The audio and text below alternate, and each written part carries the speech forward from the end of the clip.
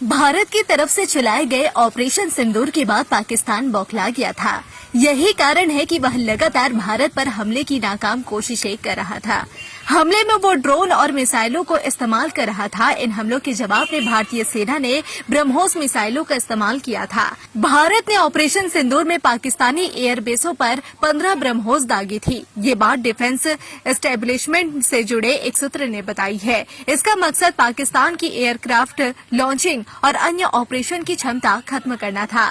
9 और 10 मई की रात को भारतीय वायुसेना ने अन्य फोर्सेस की मदद से पाकिस्तान के 13 में से 11 एयरबेसों को निशाना बनाया और चीन के एयर डिफेंस सिस्टम को तबाह कर दिया। IAF की इस कार्रवाई से असीम मुनीर की पाकिस्तानी सेना में हड़कंप मच गया था। असीम मुनीर की पाकिस्तानी सेना लगातार भारत पर हमले की नाकाम कोशिश कर रही थी। इस दौरान देश में 26 जगहों पर ड्रोन और मिसाइल से हमले की कोशिश की थी।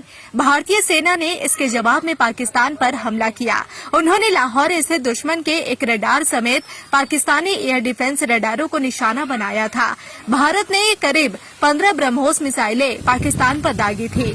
भारत के सटीक हमलों में पाकिस्तान ने अपने कई UAV और एक एयर सर्विलांस प्लेन के अलावा कई महत्वपूर्ण उपकरण खो दिए थे। इस पूरे ऑपरेशन को लीड भारत के चीफ ऑफ डिफेंस स्टाफ यानी CDS और राष्ट्रीय सुरक्षा सलाहकार NSA ने मिलकर किया था। रणनीति को ऐसे बनाया गया कि पाकिस्तान खुद ही चकमा खा गया। पाकिस्तान ने भारत पर हमले की कई कोशिशें की थी। इसके लिए उसने तुर्की में बने ड्रोन और चीनी हथियारों का इस्तेमाल किया था। हालांकि भारतीय डिफेंस सिस्टम के आगे ये हथियार और मिसाइल 1 मिनट भी नहीं टिक पाए। जैसे ही ड्रोन भारतीय सीमा में प्रवेश करते डिफेंस सिस्टम उन्हें तबाह कर देता। पाकिस्तान अपनी हरकतों से कभी बाज नहीं आता। यही कारण है कि वो भारत में आतंकी हमलों की साजिश रचता रहता है। 22 अप्रैल को भी पाकिस्तान ने जम्मू कश्मीर के पहलगाम में आतंकी हमले को अंजाम दिया था। यहाँ पर्यटकों से उसका धर्म पूछकर गोली मार दी गई थी। इस हमले में 26 लोगों की मौत हुई थी। भारत ने इस हमले का बदला लेने के लिए 6 मई की रात और 7 मई की सुबह ऑपरेशन सिंदूर चलाया था।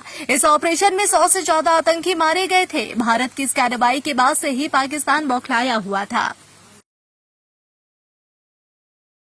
इंतजार करने वालों को इतना ही मिलता है जितना कोशिश करने वाले पीछे छोड़ के चले जाते हैं। आप भी क्या कर रहे हो भैया? दिन भर समय वेस्ट कर रहे हो।